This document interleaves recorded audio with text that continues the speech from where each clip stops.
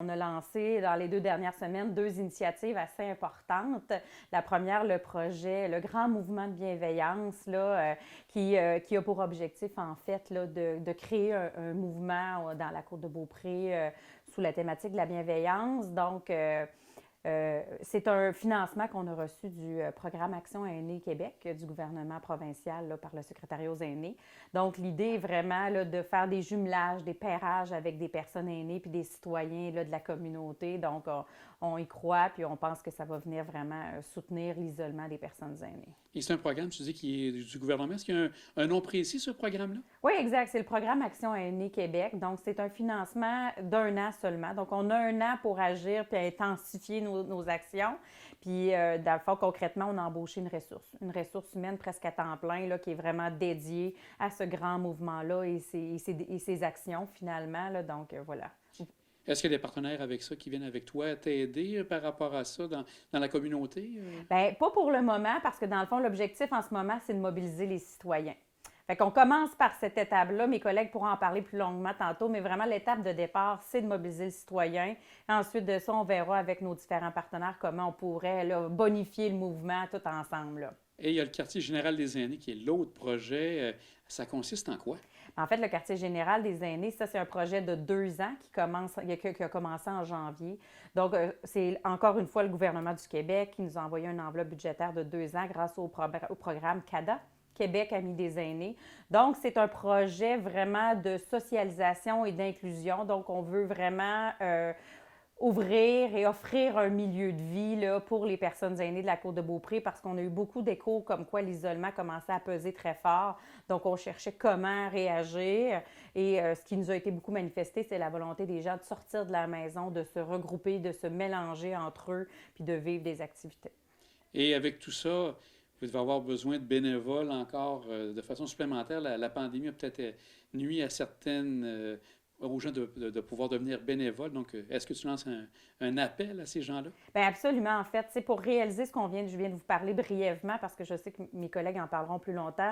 Le bénévolat est au cœur de tout ça, parce que c'est sûr qu'on va, nous, en faire un gros bout. On va avoir un animateur au quartier général, on va avoir une équipe, mais la place du bénévolat demeure centrale parce que plus on va être de gens à pouvoir soutenir les aînés, bien, plus on va soutenir des aînés. Donc, c'est vraiment ça la vision qu'on a, là, mobiliser des bénévoles pour rejoindre et créer du positif dans la vie des gens. Ben, on vous souhaite bonne chance et bonne chance à ce projet porteur pour la Côte de Beaupré. Oui, merci beaucoup. Pour connaître plus en détail ces projets, rencontrons Gilles Lavoie et Sandra Boutette. C'est un projet qui comporte 3 volets. Donc, le premier, c'est le café du quartier qu'on appelle, le café des aînés, si on veut, aussi communément, puis qui va être établi dans la salle où on est actuellement. Donc, puis qu'on va transformer en un espace plus convivial, café, pour recevoir des gens. Donc, les gens, les personnes aînées, leurs familles, leurs amis, pourront venir ici, soit à leur propre initiative, à des heures qui vont être déterminées, prendre un café, faire des jeux, avoir des conversations avec d'autres personnes qui pourront s'y retrouver en même temps, ou participer à des activités qui vont être animées par une personne qu'on s'apprête à engager là, dans les prochains jours. Donc, et ce café-là, est-ce que c'est pour bientôt ou bien là, avec les contraintes qu'on a présentement avec la COVID, est-ce qu'il y a des éléments avec la COVID, on peut quand même, malgré la COVID, on peut recevoir quelques personnes à la fois. Donc, ça ne sera pas sur invitation libre tout de suite, donc sur participation libre immédiatement. Mais on pourra quand même, dès maintenant, organiser de petites rencontres. Puis on a beaucoup de personnes aînées qui nous appellent actuellement pour dire qu'elles sont désemparées par le fait qu'elles sont maintenant complètement isolées, puis elles deviennent anxieuses, etc. Donc, il est important, déjà, même si c'est à toute petite échelle, de débuter des rencontres avec ces personnes-là, puis leur offrir des possibilités de se changer les idées, si on veut. Donc, et le deuxième volet de ce programme? Le deuxième programme, c'est le quartier qu'on appelle mobile. Donc ici, on a notre lieu de rencontre, un milieu de vie qu'on va créer, aménager, améliorer. Mais tous les gens de la Côte ne peuvent pas nécessairement venir ici. Il y a des enjeux de déplacement, etc., des distances à parcourir. Donc l'idée, c'est d'aller vers les gens. D'où le quartier mobile. Donc, on a déjà un véhicule. On verra si on est capable de mieux se doter en véhicule. Mais on a déjà un véhicule avec lequel on peut se déplacer. Puis, grâce à la subvention qu'on a obtenue du gouvernement provincial, on va pouvoir acheter du matériel pour animer des rencontres dans les différentes municipalités avec des personnes aînées. On va lancer des invitations. On a une page Facebook qui est très fréquentée, très consultée. Donc, ça, c'est le deuxième volet. Donc, aller vers les gens. C'est très important. Et ce volet-là, est-ce que dans chacune des municipalités, vous avez ciblé des endroits où les gens vont pouvoir se rencontrer? Pas encore. C'est ce qu'on va faire dès que notre animateur ou animatrice sera en place. Donc, c'est une des choses qu'on va faire. Donc, c'est un petit peu moins urgent. C'est plus compliqué avec la COVID actuellement de se déplacer. Mais dans les prochaines semaines, on va avoir une programmation. Il va y avoir un calendrier dans notre site. Puis, les gens vont pouvoir consulter, puis s'y présenter tout simplement. Là. Je ne peux pas vous donner encore le détail des modalités, Ça s'en vient. mais c'est l'idée, puis il faut que ça soit simple. Donc, on va faire ça simple. Puis, le troisième volet, c'est les aînés en action. Donc, on a quand même des personnes aînées. Il ne faut pas considérer que les personnes aînées ne sont pas capables de mettre de l'avant des projets puis les mener à terme.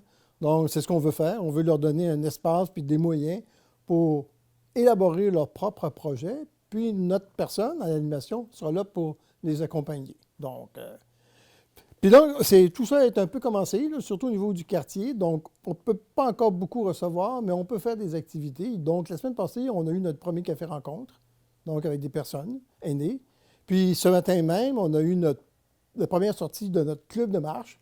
Donc, puis ces activités-là vont s'intensifier. Puis, graduellement, à mesure que les craintes par rapport à la COVID vont diminuer, bien, notre programmation va augmenter. Puis l'important, le but, si je veux dire ultimement, c'est pas uniquement d'offrir des activités, c'est de permettre aux gens aînés qui sont isolés de retrouver un semblant de vie normale. Puis on va apprendre à connaître mieux leurs besoins et possiblement les rediriger après coup vers des services qui peuvent être offerts par les municipalités ou d'autres organismes qui sont présents sur la côte. Et si les aînés ont actuellement des idées, parce que c'est ce que vous souhaitez, Oui, oui. est-ce qu'ils vous rejoignent pour proposer Oui. ces idées-là? Toutes nos coordonnées sont sur la page Facebook ou dans le site Internet de l'association. Donc, c'est Ma vie sur la côte. Donc, c'est une initiative dans le cadre de Ma vie sur la côte qui est une grande initiative d'inclusion sociale des personnes aînées.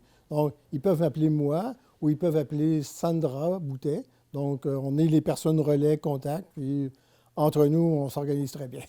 Et 2022, donc c'est le début.